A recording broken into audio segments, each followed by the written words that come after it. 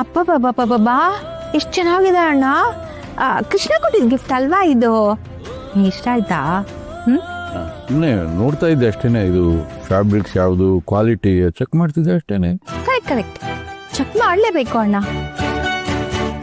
ಅಣ್ಣ ಚೆಕ್ ಮಾಡಬೇಕಾದ್ರೆ ಯಾರೋ ಅದನ್ನ ಮುಟ್ಟಿ ನೋಡ್ತಾ ಇದ್ರು. ನೋಡ್ತಾ ನಗ್ತಾ ಇದ್ರು. ನನಗಿರೋದೇ ಹೀಗೆ ಅಲ್ವಾ, ನಂದು ಆಲ್ವೇಸ್ ಸ್ಮೈಲಿಂಗ್ ಫೇಸ್ ಅಲ್ವಾ. ಗೊತ್ತಾಯ್ತು ಅಣ್ಣ.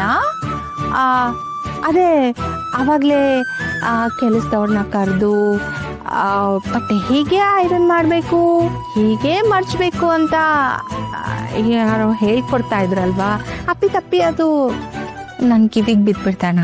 ಏನ್ ಮಾಡೋದು ಹೇಳು? ನೋಡು, ಐರನ್ ಮಾಡುವಾಗ ಕರೆಕ್ಟಾಗಿ ಹೇಳಲಿಲ್ಲ ಅಂದ್ರೆ ಆ ಫೋಲ್ಡಿಂಗ್ಗಳು ಕರೆಕ್ಟಾಗಿ ಮಾಡಲ್ಲ, ಸುಕ್ಕ ಕಾಣ್ತದೆ. ಅವಾಗ ಹಾಕೊಂಡು ಓಡಾಡುವಾಗ ಚೆನ್ನಾಗಿ ಕಾಣತ್ತಾ? ಕರೆಕ್ಟ್ ಅಣ್ಣ, ಅದಕ್ಕೆ ಹೇಳ್ತಿದ್ದೆ ನಾನು. ನೀನು ಹೇಳಿದ್ಮೇಲೆ ಅದು ಕರೆಕ್ಟೇ ಅಣ್ಣ. ಅಣ್ಣ ನಾಳೆ ಈ ಬಟ್ಟೆನ ಹಾಕೊಂಡು ಲಕ ಅಂತ ಮಿಂಚ್ತೀಯ ಅಲ್ವಾ? ನಾಳೆ ಮೀಟಿಂಗ್ ಇದೆ, ನಿನಗೆ ಗೊತ್ತು. ಒಳ್ಳೆ ಬಟ್ಟೆ ಹಾಕೊಂಡು ಹೋಗ್ಬೇಕು ನಾನು. ಅದಕ್ಕೆ ಯಾವ್ದು ಹಾಕೊಂಡು ಹೋದ್ರೆ ಚೆನ್ನಾಗಿರುತ್ತೆ ಅಂತ ಸುಮ್ಮನೆ ನೋಡ್ತಾ ಇದ್ದೀನಿ ಅಷ್ಟೇ. ಹಾ ಕರೆಕ್ಟ್ ಅಣ್ಣ. ಅದು ಏನಂದ್ರೆ ಬಟ್ಟೆ ತಾನಾಗೇ ನಿನ್ ಕೈಗೆ ಬಂದು ಸೇರ್ಬಿಡ್ತಲ್ವಾ ಅಣ್ಣ? ಈಗ ಏನು ಹೇಳಕ್ ಹೊರಟಿದ್ಯಾ ನೀನು? ನೀನು ಗೊತ್ತಲ್ವಾ, ಬಟ್ಟೆಯಲ್ಲಿ ಒಂದು ಸಣ್ಣ ಸುಕ್ಕಿದ್ರು ಕೂಡ ನಾನು ಅದನ್ನು ಹಾಕ್ಕೊಳ್ಳೋದಿಲ್ಲ ಅಂತ. ಮುನ್ನೆಚ್ಚರಿಕೆಯಿಂದ ನಾನು ನೋಡ್ಕೊಳ್ಬೇಕೋ ಬೇಡವೋ? ನೋಡೋಣ. ನೋಡು ಅದನ್ನೇ ನೋಡ್ತಿದ್ದೆ ಯಶು.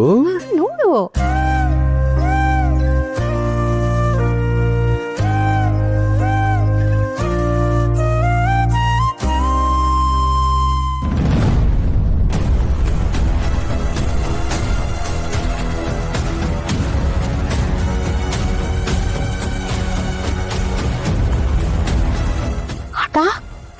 ಏನಣ್ಣ ಇದು? ಬಟ್ಟೆ ಸುಟ್ಟು. ರಾಮು ಅಮ್ಮೋರೆ, ಬಟ್ಟೆ ಐರನ್ಗೆ ಅಂತ ಕೊಟ್ರೆ ಸುಟ್ಕೊಂಡು ತಗೊಂಡ್ ಬಂದಿದ್ಯಲ್ಲ, ನಾನ ಹೇಳಿತ್ತು. ಅಮ್ಮೋರೆ, ದೇವ್ರಣ್ಣಗಿದ್ ನಾನ್ ಮಾಡಿದ್ದಲ್ಲ. ನೀನ್ ಮಾಡ್ದೆ ಯಾರು ಮಾಡ್ತಾರೆ? ಐರನ್ ಮಾಡಿ ಎಲ್ಲ ನೀಟಾಗಿ ಮಡ್ಚಿಟ್ಟಿದ್ದೆ. ದೇವ್ರಣ್ಣ ಮೇಡಮ್. ಯಶು, ಇಲ್ಲ ಅಣ್ಣ, ಸುಟ್ಟು